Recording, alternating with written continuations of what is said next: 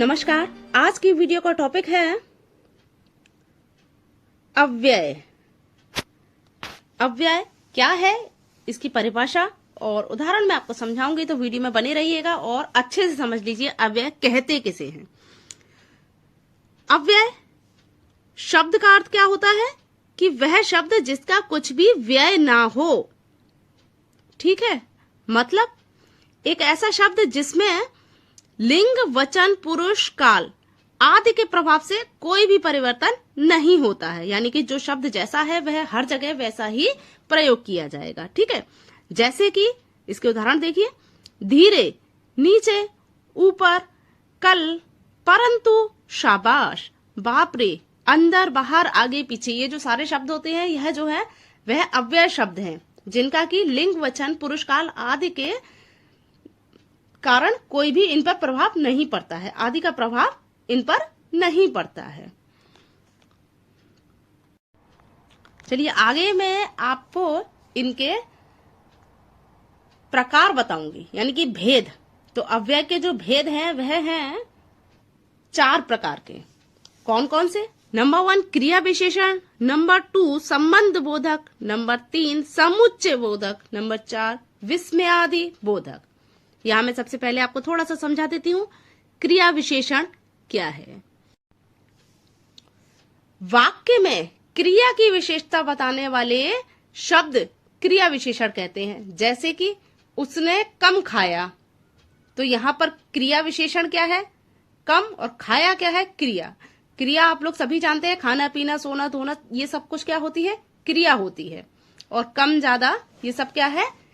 क्रिया की विशेषता बताने वाले शब्द हैं।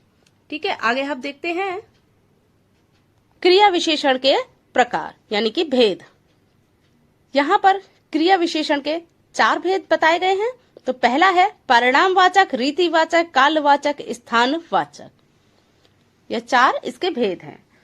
चलिए नेक्स्ट जो आता है आपका वह है संबंध बोधक। संबंध बोधक क्या है कि जो शब्द संज्ञा सर्वनाम का संबंध वाक्य के अन्य शब्दों के साथ में बताते हैं उन्हें हम संबंध बोधक शब्द कहते हैं। अधिकतर संबंध बोधक जो है वह कारक चिन्हों के साथ प्रयोग किए जाते हैं।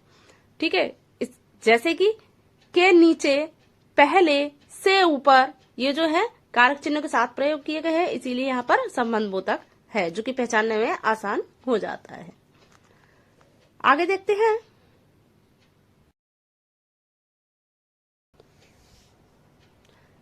समुच्चय बोधक अव्यय। वे शब्द जो 2 शब्द या 2 वाक्य या 2 वाक्यांशों को आपस में जोड़ते हैं उन्हें हम क्या कहते हैं? समुच्चय बोधक शब्द कहते हैं।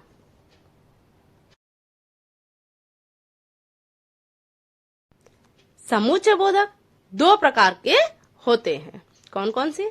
पहला है समानाधिकरण समुच्चय बोधक, दूसरा है व्याधिकरण समुच्चय बोधक।